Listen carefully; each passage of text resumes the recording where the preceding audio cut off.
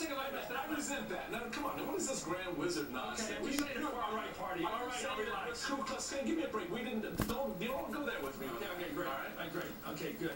Thank you. There's none of those problems over there. All those birthers out there. Anyway, grand wizard party.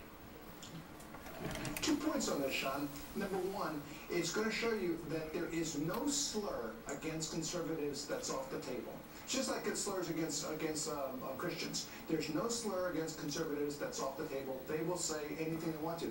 Number two, Chris Matthews is lying in that program. Even Chris Matthews doesn't believe this. Now, why can I say this? Because here's a quote from him on January 13th about Mitt Romney, talking about him in the primary. He's a Massachusetts moderate by record because he was governor of Massachusetts. He was a moderate. Even Chris Matthews doesn't believe the lie he told. Let's go back to Brian Williams' news brand. Again, let's stay right where we are here. And you have an analyst saying that, implying that Romney yearns for a time when women couldn't vote and blacks couldn't vote. Now, when we get back, I want to ask you, I have a theory where a lot of this is coming from, but watch this. The number of, I won't call them lies, but misinformation that came out of Mr. Romney's mouth was stunning.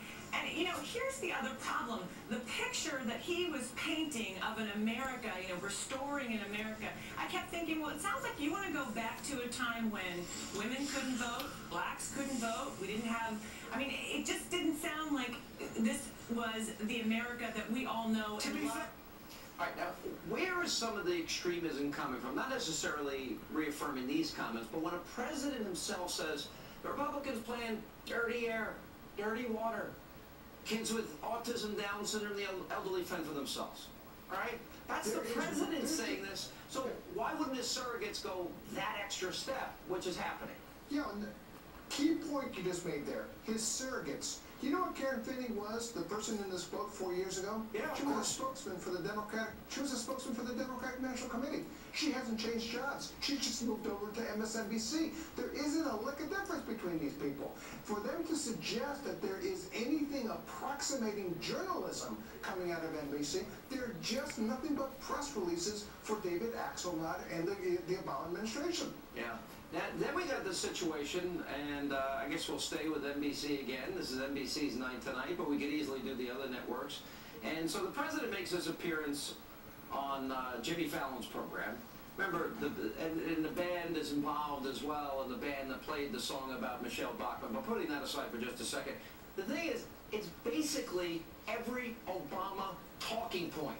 Obama's been president 3.5 years. We didn't hear about the student loan issue for 3.5 years.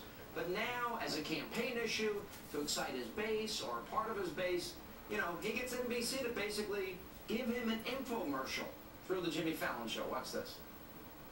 They say we should be doing everything we can to pay down the national debt. Well, so long as it doesn't include taxing billionaires. Is that students just have to make this rate increase work. Frankly, I don't buy it.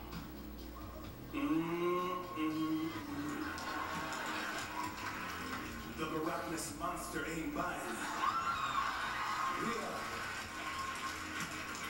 We all know our legislative bodies in the House tossing and turning late into the night, but still Republicans disagree and can even filibuster. But if they do, the president said they're gonna feel it, Buster. No, they should find something new to do like Tim Tebow. The Barockness monster ain't buying it. Now, how about this for some numbers? April 25th, Tuesday night, Mitt Romney sweeps 5 states and all but clinches the nomination. NBC News gives him 38 seconds. Then you watch that clip, which was nothing but goofing off Barack Obama. You know how much time NBC News gave him? 4 minutes and 45 seconds. Journalism Today. Brent Bozell, good to see you. Never ends. Brian Williams, are you proud? Coming up next, a sneak peek at